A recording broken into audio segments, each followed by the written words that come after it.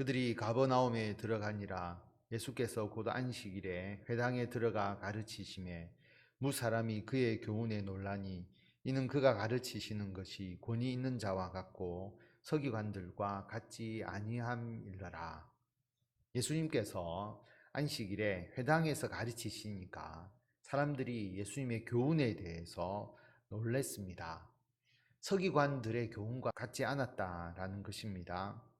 서기관들은 율법을 단순하게 전달하는 역할을 합니다.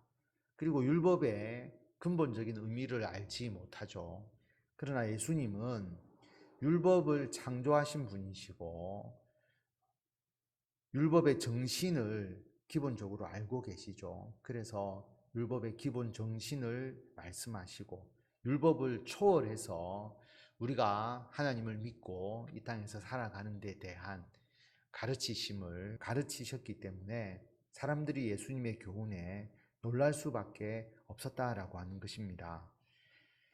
23절에 보면 마침 그들의 회당에 더러운 귀신 들린 사람이 있어 소리질러 이르되 나사렛 예수여 우리가 당신과 무슨 상관이 있나이까 우리를 멸하러 왔나이까 나는 당신이 누구인 줄 아노니 하나님의 거룩한 자니이다. 예수께서 꾸짖어 이르시되 잠잠하고 그 사람에게서 나오라 하시니 더러운 귀신이 그 사람에게 경련을 일으키고 큰 소리를 지르며 나오는지라. 다 놀라 서로 물어 이르되 이는 어찌미냐 권위 있는 새 교훈이로다. 더러운 귀신들에게 명한즉 순종하는도다 하더라. 예수의 소문이 온 갈릴리 사방에 퍼지더라. 회당에 더러운 귀신 들린 사람이 있었습니다. 이 귀신 들린 사람이 예수님을 알아보죠. 귀신은 예수님이 하나님의 아들이시고 자신들을 멸하러 오신 줄을 알고 있었습니다. 그래서 예수님 앞에 소리를 지르면서 예수님께 자신의 두려움을 표출하고 있는 것이죠. 예수님께서 그들을 꾸짖습니다. 그리고 나오라. 그 사람에게서 나오라 라고 명령하시니까 귀신이 그 사람에게서 나올 수밖에 없었다라고 하는 거죠. 그래서 사람들이 보고 깜짝 놀라는 것이 예수님의 가르침, 예수님의 말씀은 그냥 겉모습만 율법의 거칠에만 가르치는 것이 아니라 권위가 있다는 거죠. 결국 예수님의 말씀에 의해서 귀신이 굴복한다라고 하는 것은 귀신의 권세를 이기시는 예수님의 말씀임을 이야기하고 있습니다. 예수님께서 이 기적을 보여주시는 이유는 예수님께서 귀신과 사탄의 세력을 이기셨다라고 하는 것을 보여주십니다.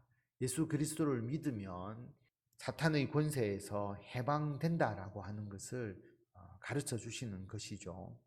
귀신들에게 예수님께서 명령하시니까 귀신도 순종하더라. 그래서 귀신의 그 능력보다 훨씬 더 강하신 예수님의 능력, 그리고 예수님의 그 치유의 사역을 여기서 나타내 주고 있습니다. 지금은 더더욱 그렇죠. 예수님께서 이 땅에 오셔서 십자가의 대속의 죽음을 통해서 우리들의 죄를 대속해 주셨습니다. 귀신이 우리들의 죄악을 하나님께 참소하면서 그들이 어떤 그 권위를 가지려고 하는데 우리들의 죄가 대속함을 받았으니까 더 이상 귀신들이 우리를 참소할 수 없죠. 사탄의 세력은 힘을 잃었습니다. 뿐만 아니라 예수님의 이 땅에 오심과 십자가의 죽음으로 귀신의 권세는 결박되어 있죠. 그렇기 때문에 예수 믿는 사람들은 전혀 사탄의 권세를 두려워하지 않습니다. 그러나 사탄은 힘을 잃었지만 결박되어 있지만 사탄의 말에 두려움을 가지는 자, 그 사탄의 세력에 추종하게 되고 그 사탄의 세력 하에 지배당하게 된다는 것을 여기서 말씀하고 있습니다. 29절에 보면 회당에서 나와 곧 야고보와 요한과 함께 시몬과 안드레의 집에 들어가시니 시몬의 장모가 열병으로 누워 있는지라 사람들이 곧 그 여자에 대하여 예수께 여짜온대 나아가사 그 손을 잡아 일으키시니 열병이 떠나고 여자가 그들에게 수종드니라. 저물어 해질 때에 모든 병자와 귀신 들린 자를 예수께 데려오니 온 동네가 문 앞에 모였더라. 예수께서 각종 병이 든 많은 사람을 고치시며 많은 귀신을 내쫓으시되 귀신이 자기를 알므로 그 말하는 것을 허락하지 아니하시니라. 예수님께서 시몬의 장모의 열병을 고쳐 주십니다. 손을 잡아 일으키시니까 열병이 떠나가고 시몬의 장모가 예수님을 수종드는 그 장면이 나오죠. 예수님께서 병을 다스리시는 권세를 가지고 있으심을 보여주십니다. 모든 병자와 귀신 들린 자가 어마어마하게 다 예수님께로 나와왔는데 예수님께서 그들의 병을 고치십니다. 예수님은 우리들의 몸을 만드신 분이시잖아요. 창조주이십니다. 그렇기 때문에 예수님은 우리들의 몸의 질병을 치유하시고 고칠 수 있는 능력을 가지고 계십니다. 이런 생각을 해볼 수 있죠. 많은 사람들이 모여 있는데 예수님께서 순식간에 그 모든 사람의 병을 다 낫게 만들 수 있지 않았을까? 그런데 왜 힘들게 한 사람 한 사람 그 병자들을 고쳐주셨을까? 시간도 많이 걸리고 예수님도 힘들고 기다리는 사람도 힘든데 일시적으로 싹 고쳐주면 될 것을 예수님께서 만약에 자신을 과시하기 위해서 병을 고치신다면 그렇게 고치셨을 것입니다. 그런데 예수님은 그런 목적이 아니죠. 그들을 사랑하는 마음으로 그리고 그들에게 궁극적인 것은 예수 그리스도를 믿게 하시고 그리고 예수님을 믿고 하나님의 나라에 들어가서 그들이 구원받을 수 있도록 하는 것이 목적이었기 때문에 병의 치유가 1차적인 목적이 아니다라고 하는 겁니다. 그래서 한 사람 한 사람씩 그들의 마음도 어루만지시고 친밀감을 가지고 그들을 배려하고 그들을 소중히 여기시면서 그들의 병뿐만 아니라 그들의 영혼도 치유하시는 것이 예수님의 사역이었습니다.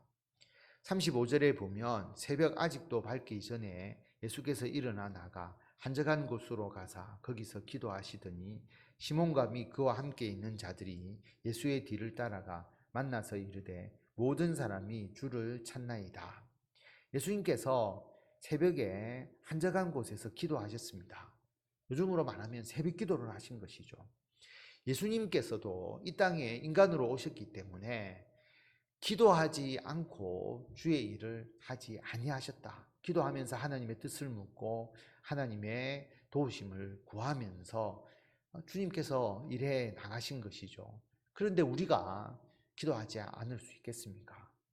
새벽에 나와서 하나님께 기도하면서 하루의 모든 일과를 주님의 뜻에 묻고 주님의 도우심을 구하면서 일을 행하게 될 때에 우리가 행하는 일이 하나님의 뜻 안에서 형통할 수밖에 없는 것입니다. 많은 사람들이 예수님을 찾고 있다라고 말하죠. 이 사람들이 왜 예수님을 찾았을까? 아마도 병고침을 받기를 바라는 마음에서 예수님을 찾았을 것이라고 생각을 합니다. 그런데 예수님의 목적은 그들의 병고침에 있지 않았다라고 하는 것이죠. 이르시되 우리가 다른 가까운 마을들로 가자. 거기서도 전도하리니 내가 이를 위하여 왔노라 하시고 이에 온 갈릴리에 다니시며 그들의 여러 회당에서 전도하시고 또 귀신들을 내쫓으시더라. 예수님의 목적, 전도를 위해서 왔다라고 말합니다. 궁극적으로 그들에게 하나님의 나라에 대한 소망을 가지게 하시고 예수 그리스도를 믿고 죄사함을 받고 구원을 얻게 해 주시며 하나님의 나라의 일꾼으로서 그들이 변화되는 삶을 살아가도록 예수님께서 그들에게 전도하는 것이 목적이다라고 하는 겁니다. 그래서 오히려 사람들이 너무 많이 몰려들면 한적한 곳으로 가시고 다른 마을로 옮기시면서 그들을 통하여서 예수 그리스도를 영접할 수 있도록 주님께서 그들에게 복음을 전하셨다라고 하는 것입니다. 40절에 보면 한 나병 환자가 예수께 와서 꿇어 엎드려 간구하여 이르되 원하시면 저를 깨끗하게 하실 수 있나이다. 예수께서 불쌍히 여기사 손을 내밀어 그에게 대시며 이르시되 내가 원하노니 깨끗함을 받으라 하시니 나병 환자, 요즘 말하면 한센병 뿐만 아니라 악한 모든 피부병을 통칭하는 용어입니다. 그래서 피부병 환자가 예수님께 꿇어 엎드려서 간구하죠. 원하시면 저를 깨끗하게 하실 수 있습니다. 예수님에 대한 믿음, 예수님의 치유 사역에 대한 믿음을 가지고 있죠. 예수님께서 그를 고쳐주시는데 1차적인 마음은 불쌍히 여기셔서 연민의 마음을 그들에게 가지셨습니다. 그리고 손을 그에게 대시며 치유를 하시죠. 원래 나병 환자는 접촉 금지잖아요. 그들의 부정함이 다른 사람에게 전파될 수 있기 때문에 접촉하지 못하게 하는데 예수님은 지극히 거룩하신 분이시고 능력이 있으시니까 나병 환자의 부정함이 예수님을 부정하게 만드는 것이 아니라 예수님의 거룩함이 나병 환자를 정하게 만드는 그런 효과가 있게 되는 것이죠. 예수님께서 깨끗함을 받으라 라고 말합니다. 42절에 보면 곧 나병이 그 사람에게서 떠나가고 깨끗하여진지라 곧 보내시며 엄히 경고하사 이르시되 삼가 아무에게 아무 말도 하지 말고 가서 내 몸을 제사장에게 보이고 내가 깨끗하게 되었으니 모세가 명한 것을 드려 그들에게 입증하라 하셨더라. 깨끗함을 받았습니다. 나병 환자가. 그리고 예수님께서 아무에게도 말하지 마라 라고 그렇게 말하면서 제사장에게 몸을 보여서 치유받은 것을 입증받으라라고 말합니다. 치유의 사역이라는 것은 몸이 아팠다는 것과 그리고 치유되었다는 것이 입증이 되어야 합니다. 이것이 입증되어야 거짓 치유가 안 되는 것이죠. 예수님은 제사장에게 몸을 보여서 치유받았음을 입증받게 하시고 그리고 이 사람이 이제는 나병 환자가 아니라 정상적으로 살아갈 수 있도록 그렇게 하라고 예수님께서 말씀하셨습니다. 치유사역이 분명하다라고 하는 것을 알 수가 있죠. 45절에 보면 그러나 그 사람이 나가서 이 일을 많이 전파하여 널리 퍼지게 하니 그러므로 예수께서 다시는 드러나게 동네에 들어가지 못하시고 오직 바깥 한적한 곳에 계셨으나 사방에서 사람들이 그에게로 나아오더라. 그런데 그 사람이 가만히 있겠습니까? 내가 병이 나았다. 나병 환자였는데 나았다는 것과 예수님께서 치유하여 주셨다는 것을 사람들에게 알렸습니다. 그러니까 얼마나 많은 사람들이 예수님을 찾겠습니까? 예수님께서 드러나게 동네에 들어갈 수 없는 상황이어서 한적한 곳에 피하여 계셨지만은 사람들이 소문을 듣고 예수님을 찾아서 예수님께로 나아왔다라고 하는 거죠. 왜 나아왔을까? 예수님의 말씀을 듣고 구원받기 위해서가 되어야 하는데 기적을 바라고 치유만을 바라고 오는 사람들이 아마도 더 많았을 것입니다.